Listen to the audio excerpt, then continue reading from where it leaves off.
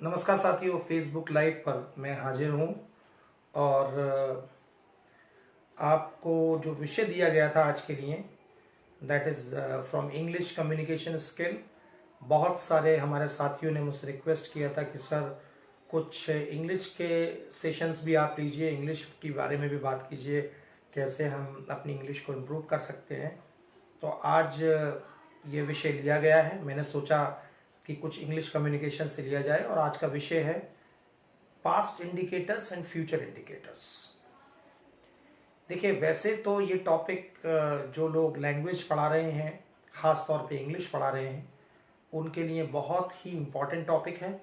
लेकिन English language क्योंकि आज इतनी इम्पॉर्टेंट हो गई है कि हर कोई इसमें महारत हासिल करना चाहता है, कॉन्फिडेंस को डेवलप करना चाहता है और इंग्लिश कम्युनिकेशन आज की नीड है। आप डिफरेंट ऑर्गेनाइजेशंस में जब अप्लाई करते हैं तो ये स्किल एक ऐसी स्किल है जिसको लोग ढूंढते हैं, तलाशते हैं। हर किसी में चाहते हैं कि ये स्किल होनी चाहिए, इंग्लिश कम्युनिकेशन स्किल होनी चाहिए। तो उस इंग्लिश कम्युनिकेशन स्किल के लिए आज ये सेशन आपके सामने हो रहा है। और इंग्लिश कम्युनिकेशन का जो पहला लेसन हमने चुना है वो है पास्ट एंड फ्यूचर इंडिकेटर्स। बहुत सारे वर्ड्स ऐसे हैं जिनको हम पास्ट के लिए यूज़ करते हैं और बहुत सारे वर्ड्स ऐसे हैं जिनको हम फ्यूचर के लिए यूज़ करते हैं। आज वो सारे वर्ड्स आपके साथ डिस्कस होंगे। मैं जब कभी as a teacher of English, whenever I teach tenses, I do not teach tenses by the titles which are given to the tenses like present indefinite, present continuous, present perfect continuous। ये सब बातें हम करते हैं। past perfect continuous, ये बड़ा confusing है। और आप इस बात से इत्तेफाक भी रखेंगे कहीं ना कहीं कि टेंसेस को एक लंबे अरसे तक बच्चे पढ़ते हैं। राइट फ्रॉम से सेकेंड और थर्ड क्लास में जब बच्चा आ जाता है, क्लास थर्ड में, तो वहाँ से पढ़ाना शुरू कर देते हैं टेंसेस। और नाइन्थ और टेंथ में आने के बाद भी बच्चा स्ट्रगल करता है और टेंसेस में उसको प्रॉब्लम होती है, सेंटेंसेस बनाने में उसको दिक्कत होती है, बोलने में उसको दिक्कत होती है। तो वहाँ थोड़ी सी हमें अपनी मेथोडोलॉजी को चेंज करना होगा। आज का ये जो सेशन है ये बहुत हद तक मदद करने वाला है आपको और ख़ास तौर पे अंग्रेजी के अध्यापकों को कि वो कैसे टेंसेस को पढ़ाएं, पास्ट की बात कैसे करें, फ्यूचर की बात कैसे करें। देखिए साथियों, पहले हम पास्ट इंडिकेटर्स डिस्कस करते हैं। पास्ट के लिए हम वर्ब का सेकंड फॉर्म यूज़ करते हैं। सबसे पहले वर्ब के सेकंड फॉर्म से यूज़ करते हैं। वर्ब का सेकंड फॉर्म हम कहाँ यूज़ करते हैं? जो कन्फ्यूज़न स्टूडेंट्स के माइंड में रहता है, और स्टूडेंट के साथ साथ इवन बहुत सारे लोग जो इंग्लिश का यूज़ करते हैं उनके माइंड में रहता है कि हम वर्ब का सेकंड फॉर्म लगाएं या हैड लगाएं या हैज़ हैव लगाएं। ये तीनों ही, हैड भी, हैज़ हैव भी और वर्ब का सेकंड फॉर्म भी, ये तीनों चारों पास्ट सिचुएशंस के लिए यूज किए जाते हैं। वर्ब का सेकंड फॉर्म हम कहां लगाएं, हैज और हैव को हम कहां लगाएं, और साथ साथ हम हैड और वर्ब का थर्ड फॉर्म जो यूज करते हैं वो कहां करें, जैसे हैज और हैव के साथ वर्ब का थर्ड फॉर्म यूज करते हैं। सो इट्स क्वाइट कंफ्यूजिंग इस तरीके से है। मैं आपको कुछ सिचुएशंस के आधार पे बताता हूं। एक बच्चा विद्यालय में, रादर महाविद्यालय में एडमिशन लेने के लिए आता है, और सपोज उस महाविद्यालय में आप बैठे हुए एडमिशन सेल में। वो जब एडमिशन लेने के लिए आपके पास आता है तो आप उसका इंटरव्यू करते हैं और उससे तमाम क्वेश्चंस करते हैं। तो आपका पहला क्वेश्चन उससे ये होता है, मैं उसको हिंदी में पूछ लेता हूं क्वेश्चन को। पहला क्वेश्चन ये होता है कि आपने 12th कहां से किया है, क्योंकि 12th के आधार पर, 12th पास करने के आधार पे उसको आपको ग्रेजुएशन में एडमिशन देना है। टेस्ट एंड ऑल जो फॉर्मेलिटीज है वो सब होंगी। तो आप उससे पूछते हैं कि आपने 12th कहां से किया है। और वो बोलता है कि I did class 12 from so and so school. Friends, ये गलत इंग्लिश है, ये गलत इंग्लिश है। I did 12th from so and so school, ये गलत इंग्लिश है। वो क्यों है मैं बताऊंगा आपको। शायद आपके माइंड में चल रहा होगा कि अगर यहां वर्ब का सेकंड फॉर्म नहीं आएगा तो मे बी उसको कहना चाहिए आई हैव पास्ट। अगर आई पास नहीं तो आई हैव पास्ट। तो अब दोनों के बीच में डिफरेंस क्या है, कहां पर हम हैज और हैव लगाएं। पहली बात तो यह, मैं अक्सर इंग्लिश के टीचर से पूछता हूं, यहां मेरा ख्याल से कोई इंग्लिश का टीचर है नहीं है, आई डोंट नो, लेकिन नहीं भी है तब भी आप उत्तर दे सकते हैं इस क्वेश्चन का जो मैं पूछता हूं। वो ये कि इंग्लिश का टीचर हमेशा ये बताता है कि जब कोई काम हो चुका हो तो उसके लिए हैज हैव लगाते हैं, वर्क इज डन। तो जो काम हो चुका है वो पास्ट है या प्रेजेंट है? वो तो पास्ट है, तो उसको हम फिर प्रेजेंट क्यों कहते हैं? जब हम टेंसेस पढ़ाते हैं तो उसको बोलते हैं present perfect tense. Present perfect tense में हैज हैव का यूज होता है, लेकिन हम उसे बताते हैं कि जो काम हो चुका है उसके लिए प्रेजेंट परफेक्ट है। तो ये बड़ा समझना मुश्किल है। तो पहला मेरा सवाल तो यही है कि उसको हम प्रेजेंट परफेक्ट क्यों बोलते हैं जब वहां पर हम पास्ट सिचुएशन को रेफर कर रहे हैं? ऐसा क्यों है भाई? जब हम पास्ट की बात कर रहे हैं तो उसे प्रेजेंट परफेक्ट क्यों कहते हैं फिर?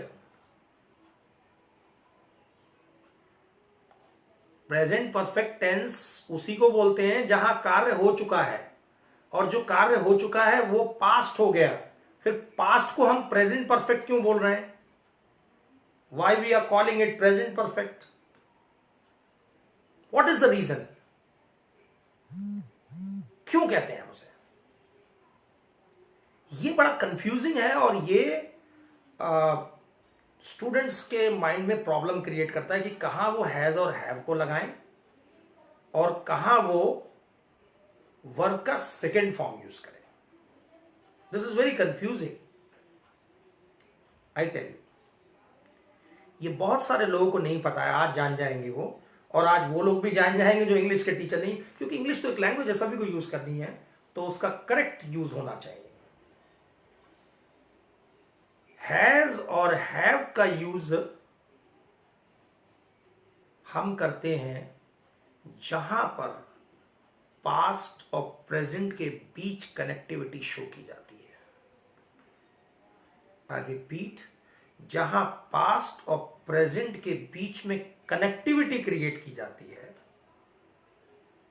वहां हम हैज हैव का यूज करते हैं। दीपक जी ने बिल्कुल सही कहा है, लेकिन इसको समझना पड़ेगा। ये सिर्फ कह देने से काम नहीं है, इसको समझना ही पड़ेगा। जैसे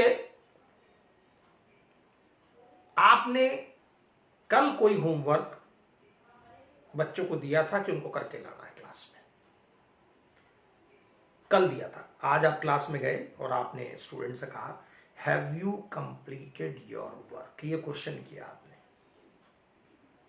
काम तो कल हुआ था, तो आपने have you completed your work क्यों कहा? Did you complete your work क्यों नहीं कहा?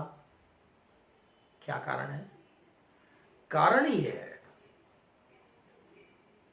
कि आपने काम बेशक कर लिया था, लेकिन इंक्वायरी कब हो रही है? आज हो रही है। तो ये connectivity between present and past है। आपने मुझे अपने यहां दावत पे बुलाया, दीपक जी बुला सकते थे एनिवर्सरी पे, लेकिन हम जाते कैसे? पहली बात तो ये भी है, लॉकडाउन। तो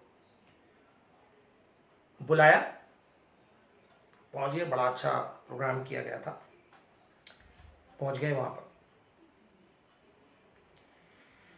जैसे ही दीपक जी से हमारी भेंट हुई, उन्होंने नमस्कार सर कैसे हैं और हालचाल पूछे हमसे, और उसके बाद उन्होंने कहा कि भाई सर आपसे बातें तो होती रहेंगी,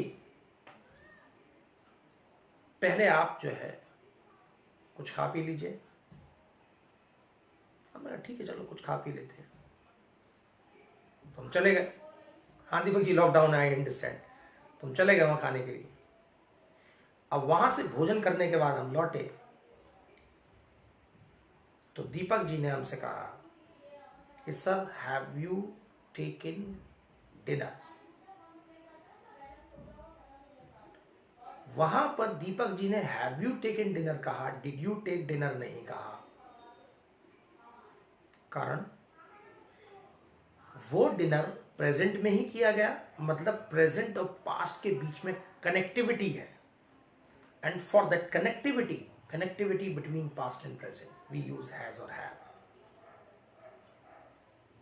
शॉर्ट पास्ट के लिए we use second form of verb, and for long past we use had plus third form of verb. But had का यूज हम एक और सिचुएशन में भी करते हैं जहां पर दो एक्शंस एक साथ हम क्लब करके प्रेजेंट कर रहे हैं, और जो एक्शन हमारा पहले हो जाता है उसके लिए हैड लगा देते हैं, दूसरे एक्शन के लिए we use second form of verb. Like the train had left the station before I reach the platform. जो एक्शन पहले हो गया उसके लिए है, उसके साथ हैड लग गया, और दूसरे एक्शन में हमने वर्ब का सेकेंड फॉर्म यूज किया। पास्ट के लिए मे का यूज हम, मे का पास्ट माइट होता है, कैन का कुड होता है, ये हम पास्ट इंडिकेटर्स यूज करते हैं। जब हम बात करते हैं फ्यूचर की, तो फ्यूचर में यदि मैं आपसे पूछता हूं कि will you come to meet me tomorrow, तो आप कहते हैं यस आई विल कम और no I will not come. Good, सही है। But if you ask me the same question, will you come to meet me tomorrow, if you ask me the same question, I will not say I will or I will not. मैं कहूंगा I am coming या I am not coming, which means हम students को भी ये पढ़ाएं और खुद भी ये जान लें, when we are sure about future, when we stamp future, when we certify future, we can use continuous form. मतलब जब आप मुझसे कहते हैं will you come to meet me tomorrow और मैं कहता हूं आई एम कमिंग, इसका मतलब मैंने फ्यूचर पे स्टैंप लगा दिया। इफ आई से I will come, it is the general use of future. I will come, I may come, I may not come. I will come, just अब मैंने आपको अपना आंसर दे दिया आपको। But the moment I say I am coming, certainty, certification of future. Englishman ज्यादातर future के लिए continuous form का यूज करते हैं। They use continuous form for future. I am coming, I am doing it, okay, I am going, I am. They say like this. Now, the third way of saying, suppose you ask me a question, अब question change कर देते हैं, same question नहीं रखते। You ask me, will you go to Nainital next month? क्योंकि मैं जाता रहता हूं। So you ask me this question, will you go to Nainital next month? And I come up with an answer, I am going to visit Nainital. I will नहीं कहा मैंने, I said I am going to visit Nainital. Now where do we use this going to for future? उधर हमने continuous form use किया, वहां to नहीं लगाया। I am coming, I am doing it for future, certify कर दिया। We are not using to there. We are not using infinitive there. But here, when I say I am going to visit Nainital, मैं यहाँ going to use कर रहा हूँ. ये going to भी हम future के लिए use करते हैं, और ये going to use होता है जब हमारा future planned होता है.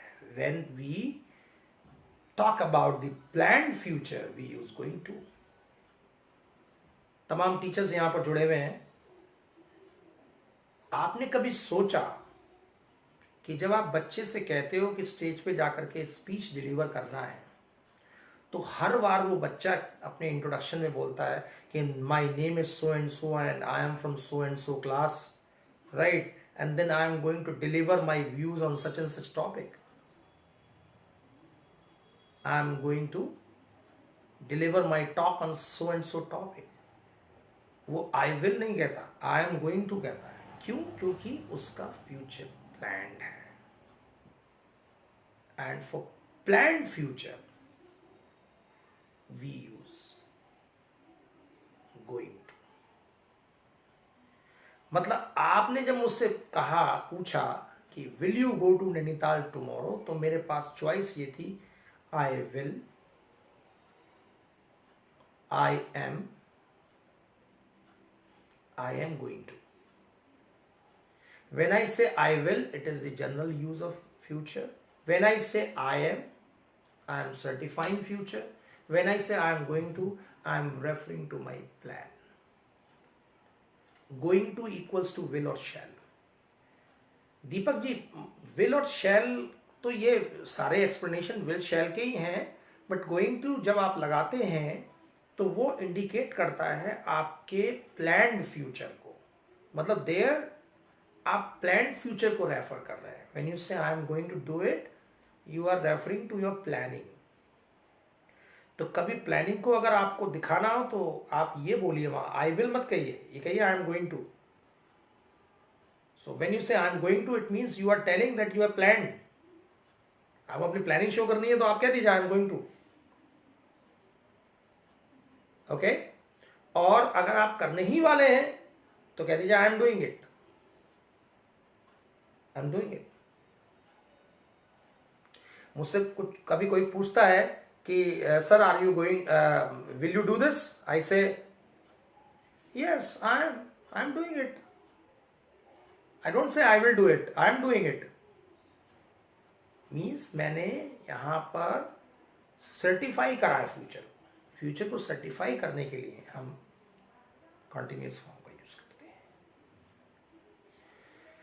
अब साथियों, हम फ्यूचर के लिए कुछ और इंडिकेटर्स भी यूज करते हैं, वो भी मैं बताऊंगा आपको. आप बता सकते हैं हम वुड का यूज कहां करते हैं? वुड का यूज हम कहां करते हैं?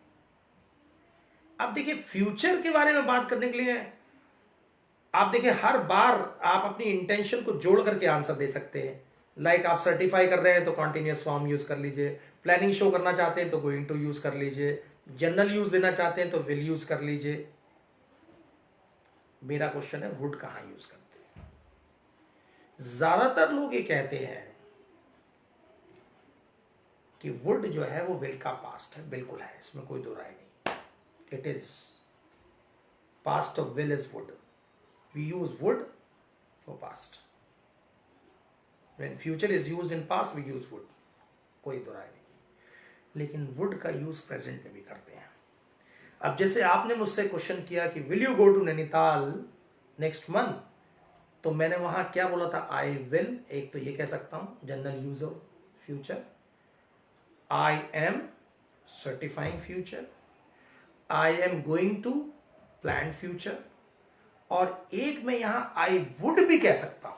अब वुड आ गया, देखिए प्रेजेंट में भी आ गया वुड. तो वुड कहां यूज करते हैं?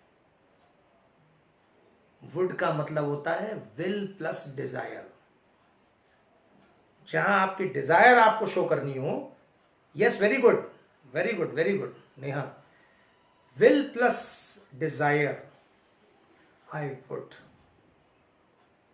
जहां आप आई वुड लाइक टू भी बोलते हैं, आई वुड लव टू भी बोलते हैं, ये I would like to, I would love to, ये अब ओमिट हो चुका है. अब यूज से I would for imagination also. Yes, but imagination में किस तरीके से यूज होंगे वो दूसरा यूज है, वो भी बताने वाला हूं दीपक जी आपको, उस पर भी आ रहा हूं मैं अभी. अब दीपक जी ने छेड़ दिया है तो अब अगला यूज मैं बता रहा हूं. हम वुड का यूज इमेजिनरी फ्यूचर के लिए भी करते हैं. Imaginary future, like if I were a bird, अगर मैं एक चिड़िया होती, I would fly into the sky. तो that is imaginary future. For imaginary future we use would. तो वुड का इस्तेमाल विल प्लस डिजायर के लिए भी और इमेजिनरी फ्यूचर के लिए भी यूज होता है. अब एक वर्ड है माइट, MIGHT. कहां यूज होता है माइट, हम कहां यूज करते हैं? ज्यादातर टीचर्स ये बोलते हैं कि माइट जो है वो मे का पास्ट है, जो बात सही है, लेकिन माइट का एक और यूज भी है. What is that? मे और माइट पॉसिबिलिटीज के लिए यूज होते हैं, संभावनाओं के लिए. अगर आप ऐसी संभावना बता रहे हैं जो फ्यूचर की है, तो वहां माइट का यूज होता है. जैसे आप क्लास में पढ़ा रहे हैं और कोई टॉपिक बहुत इंपॉर्टेंट है और आपको लगता है वो एग्जाम में आ सकता है, तो वहां आप बोलेंगे this might come in the examination. आप ये नहीं बोलेंगे this may come in the examination, क्योंकि there you are referring to future possibility, not present possibility. And for future possibility we use might, not me. For present possibility we use may. जब हम किसी condition को refer करते हैं,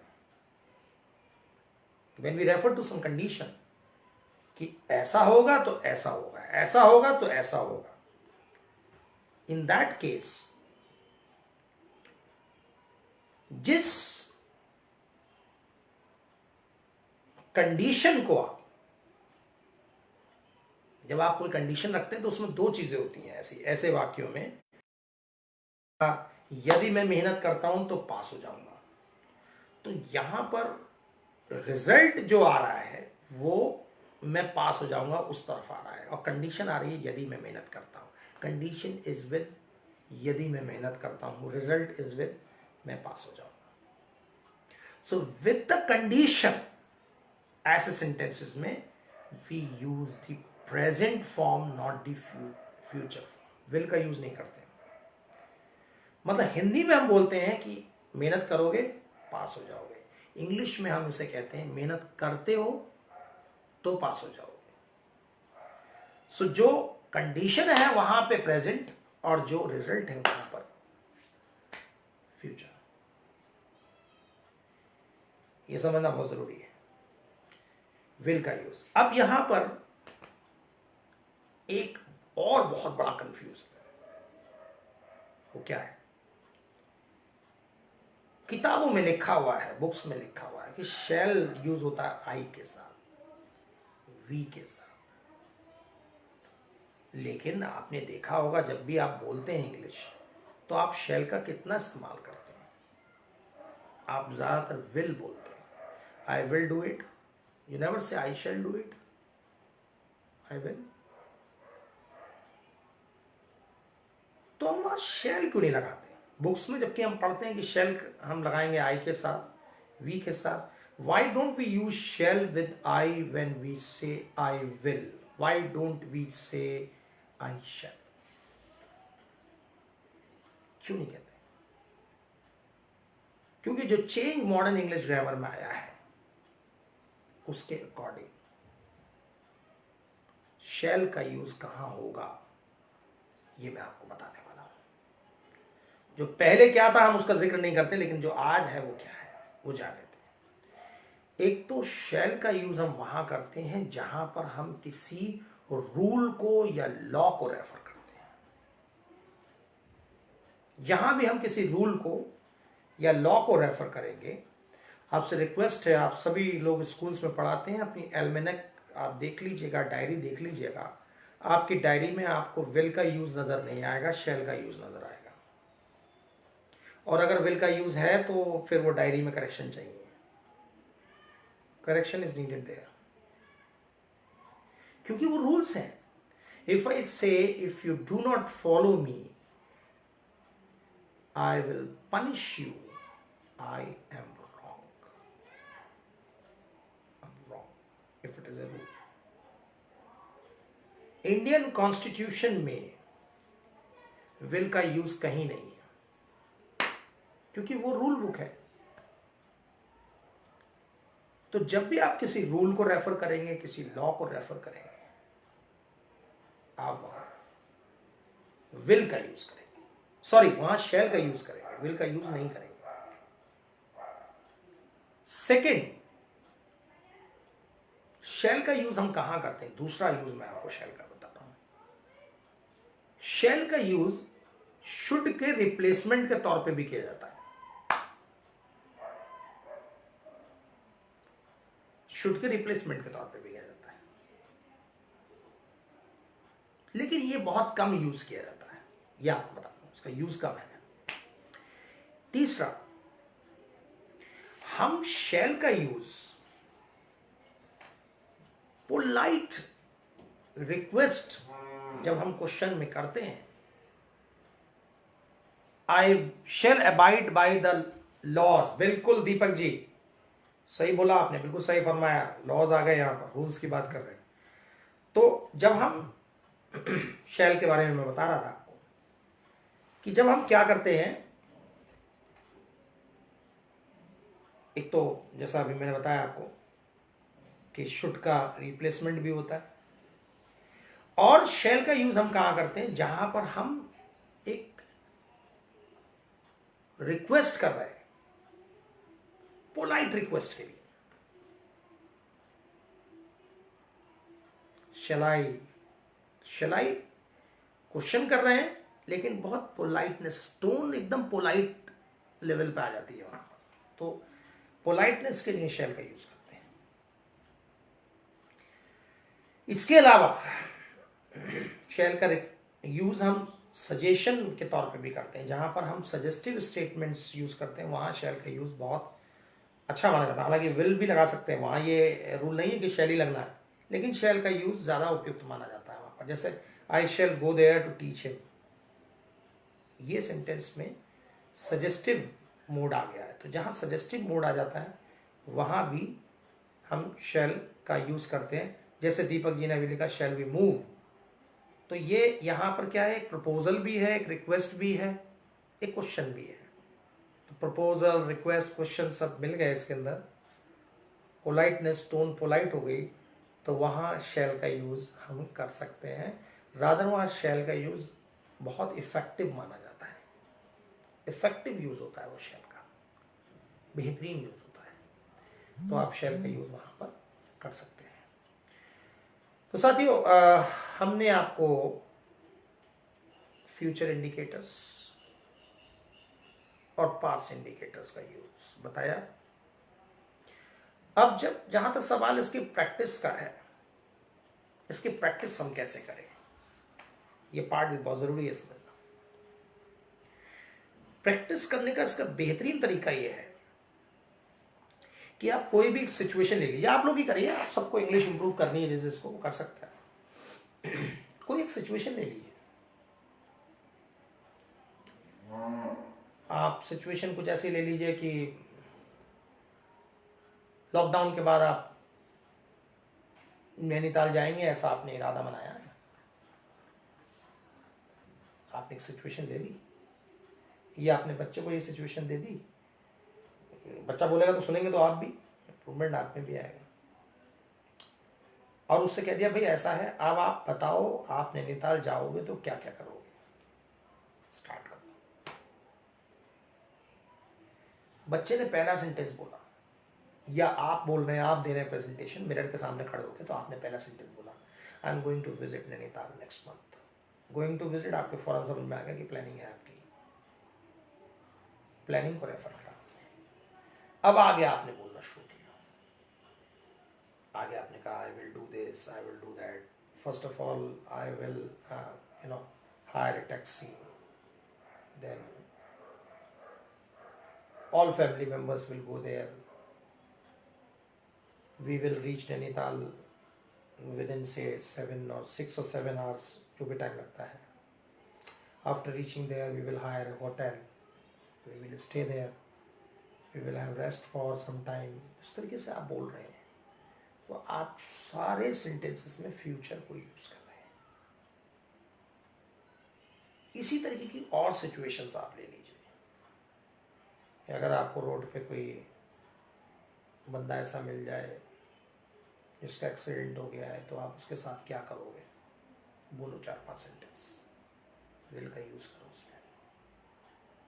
उसी तरीके से पास्ट में, अच्छा आप लास्ट मंथ नैनीताल गए थे, एज्यूम करो आपने वहां क्या क्या किया, बताओ. तो वर्ब का सेकंड फॉर्म हर सेंटेंस में लगता चला जाएगा. I did this, I did that, I did this, I did that. आप बोलते चले जाएंगे, पूरा पास्ट का यूज होगा. इस तरीके की सिचुएशन आप बना. चाय बनानी है, चाय कैसे बनाओगे? तो I will do this thing first, then this thing, that, फिर then that thing, then that thing. इस तरीके से विल का यूज आप करते चले जा रहे हैं, प्रोसेस को इंडिकेट कर रहे हैं. चाय कैसे बनाएंगे? So that's how you can practice it. Standing in front of mirror, mirror के सामने खड़े होकर आप इसका अभ्यास अच्छे से. सिचुएशंस बना लें, ऐसी सिचुएशंस आप बनाते चले जाएं और उन सिचुएशंस पे आप बोलते चले जाइए. आपका एक अच्छा प्रैक्टिस उस पर हो जाएगा. This is the way to do it. ऐसे आप कर सकते हैं. तो साथियों, आज पास्ट और फ्यूचर इंडिकेटर्स के बारे में मैंने आपको बताया एंड आई होप कि आप इसको प्रैक्टिस करेंगे अच्छे से.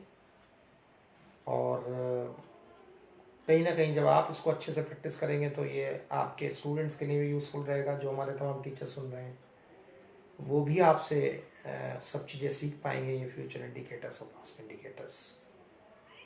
आपको और ज़्यादा जानकारी लेनी है इन टॉपिक्स पे. हालांकि मैंने ये अपनी ओर से पूरा बता दिया है, लेकिन फिर भी अगर आप चाहते हैं कि थोड़ा सा और डिटेल में जाना चाहते हैं या और थोड़ा देखना चाहते हैं तो अच्छा हाँ, ये एक हरमिंदर ने क्वेश्चन पूछा है, बहुत अच्छा क्वेश्चन है. हालांकि थोड़ा डिफरेंट बात पूछी है, लेकिन मैं बता देता हूँ. तो उसके लिए मैं कह रहा था कि आप मेरे यूट्यूब चैनल पर जा सकते हैं, मेरा नाम टाइप करेंगे तो वहाँ पर आपको मिल जाएगा.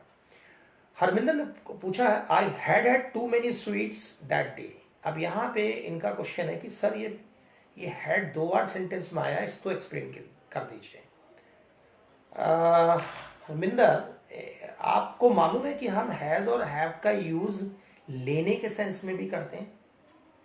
मैं बताता हूं आपको. जैसे आपके घर पे मैं पहुंचा, जो शायद नहीं पहुंचूंगा, और आपने फटाफट मेरे लिए चाय बनवाई, चाय लेकर के आया, बिस्किट्स नमकीन रख दिए, और चाय और बिस्किट नमकीन आपने टेबल पर रख दिया, और उसके बाद मैं आपसे बातें करने लग गया. चाय बिस्किट्स नमकीन सब रखा हुआ है, मैं आपसे बातें करने लगा. तभी आपने कहा, एकदम आपने देखा सर ने चाय नहीं लिया, आपने कहा sir please have T, please have T, चाय लीजिए. हैव बिस्किट्स ऑल्सो, बिस्किट्स भी लीजिए. तो हैव का मतलब, अगर आप नोट कर रहे हो ना कहीं, तो अगर पेन लेके बैठे हो, कॉपी लेके बैठे हो, तो नोट भी कर लेना इसे, है ना. तो हैव का मतलब क्या है? Have means to take. Have means to take. अब इसका अगर सेकंड फॉर्म लगाना है, टेक का सेकंड फॉर्म क्या है? टुक. थर्ड फॉर्म क्या है? टेकन. हैव का सेकंड फॉर्म क्या है? हैड, यानी टुक.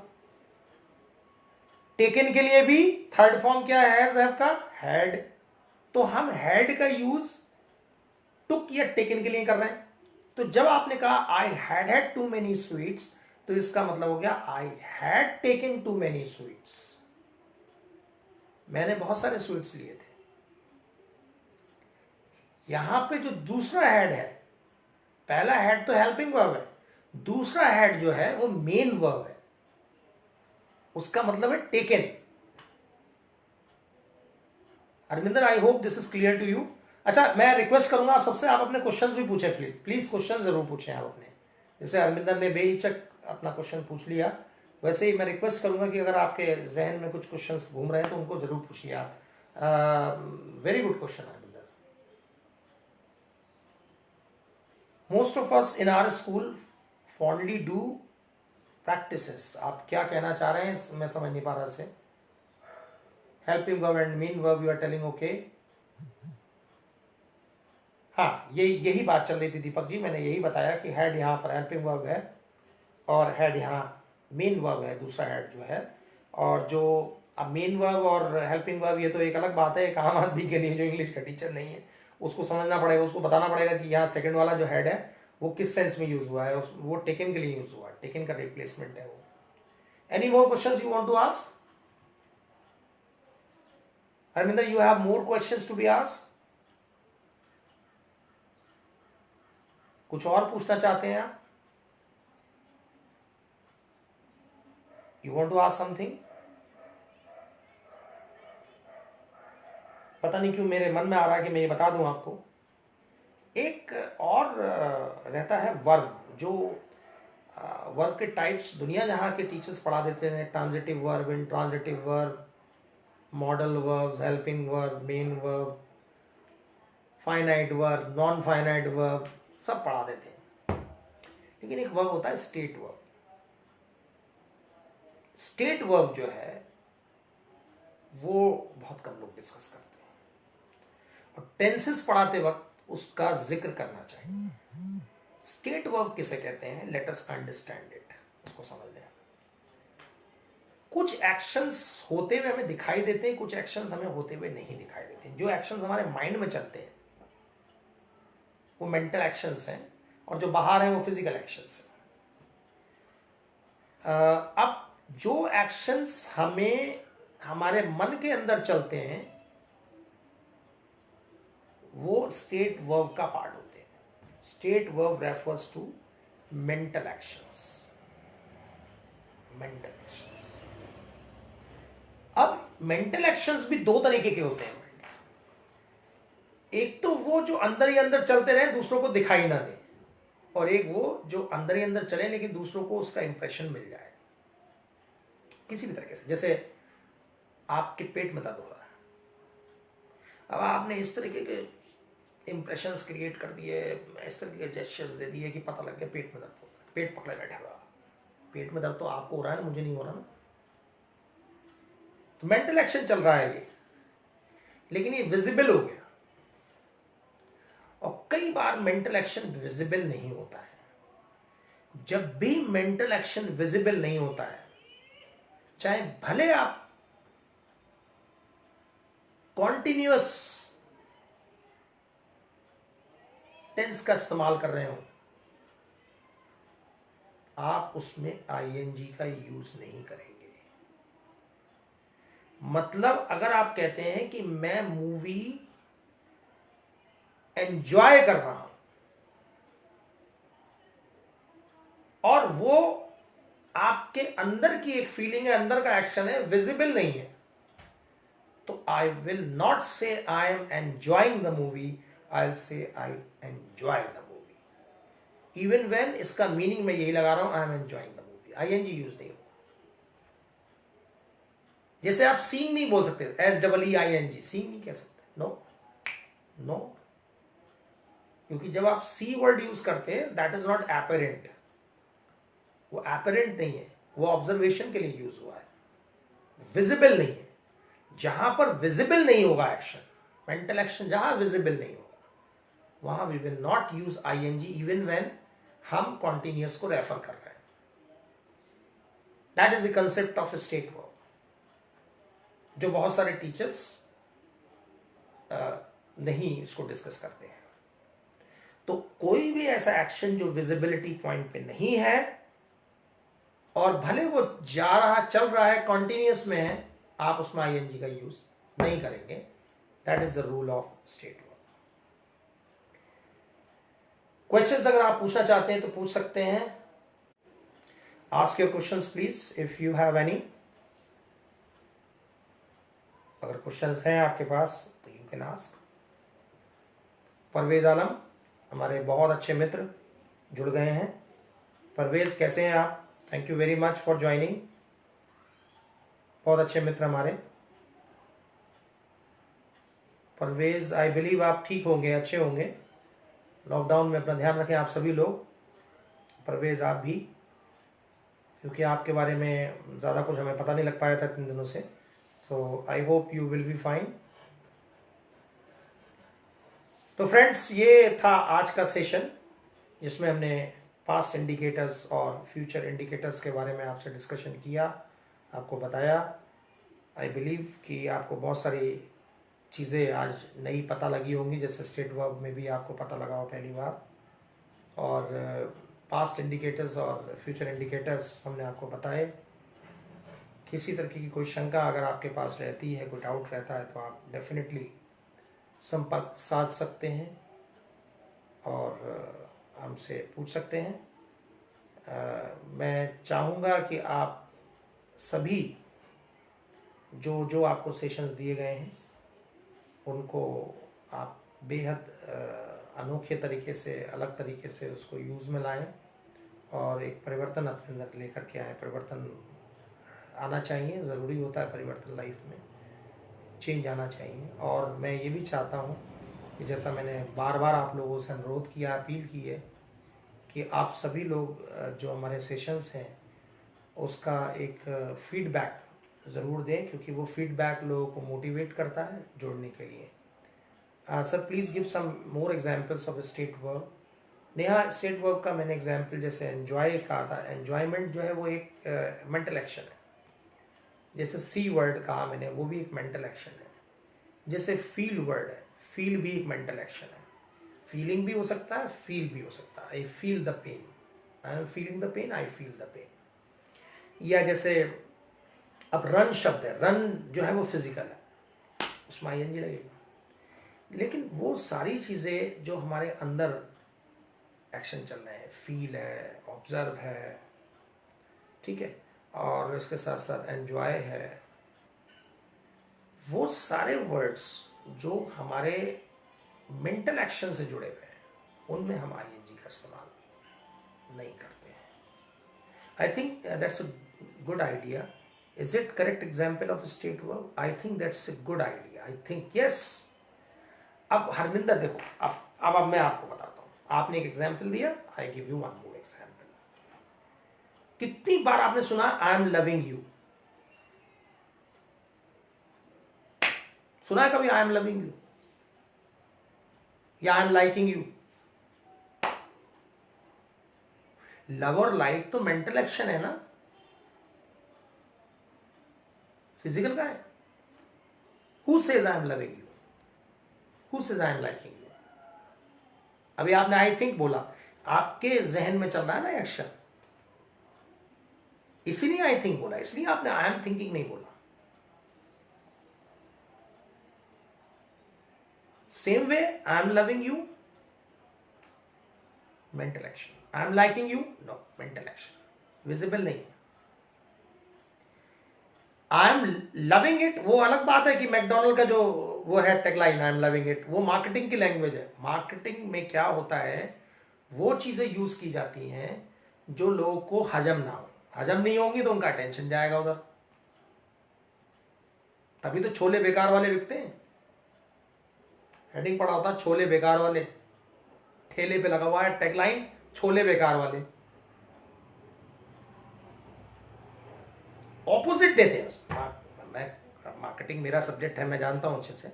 वहां पे हम लोगों के परसेप्शन जीतते हैं इस तरीके से।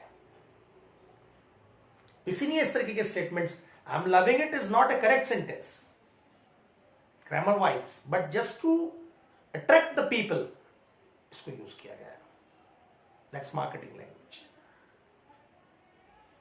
बदनाम लस्सी, बिल्कुल बिल्कुल दीपक जी, बदनाम लस्सी और छोले बेकार वाले, ऐसे ऐसे टैगलाइंस यूज होती हैं जिससे लोग अट्रैक्ट होते हैं। बोले भाई बदनाम लस्सी देखें, कौन सी वाली बदनाम लस्सी है, देखें छोले कौन से बेकार वाले हैं। तो ये मार्केटिंग की लैंग्वेजेस का कनेक्शन यहां से नहीं है, वो तो सिर्फ लोगों को अपील करने के लिए बनाया गया है। So never ever anybody says I am loving it और I am liking it, concept of state verb. साथियों, यहां पर मैं वो चीजें आपको बताने की कोशिश कर रहा हूं जो बहुत कम लोगों को पता है, बहुत कम लोगों को इन सारी चीजों की जानकारी है जो मैं आपको दे रहा हूं। और मैं चाहता हूं कि मेरे साथ के सभी लोग बहुत आगे बढ़े, बहुत आगे बढ़े और बहुत अच्छा करें। तो इस आशा के साथ मैं आपसे इजाज़त लेने चाह रहा हूँ। अगर किसी का कोई सवाल है तो मुझसे पूछ सकता है, नहीं तो हम इस सेशन को समाप्त करते हैं और कल एक नए विषय के साथ हम आएंगे। और आपसे रिक्वेस्ट है आप सभी से कि अगर कोई विषय आपके माइंड में चल रहा है, कोई भी विषय अगर आपके माइंड में चल रहा है या बाद में आपके माइंड में आता है, तो आप प्लीज़ मुझे उसको बताएं या उसे कमेंट बॉक्स में डाल दें कि सर आप फला टॉपिक पे कल सेशन दें। अगर आपके जहन में कोई टॉपिक चल रहा है तो जिस पर आप चाहते हो कि मैं आपको गाइड करूं, तो आप उसको इंडिकेट कर दें, मैं उस विषय पर आपसे बातचीत करूंगा और आपको जितना भी हो सकता है अपनी ओर से देने की कोशिश करूंगा। जो भी मेरे पास नॉलेज है वो मैं आपसे शेयर डेफिनेटली करूंगा। बहुत बहुत शुक्रिया, धन्यवाद।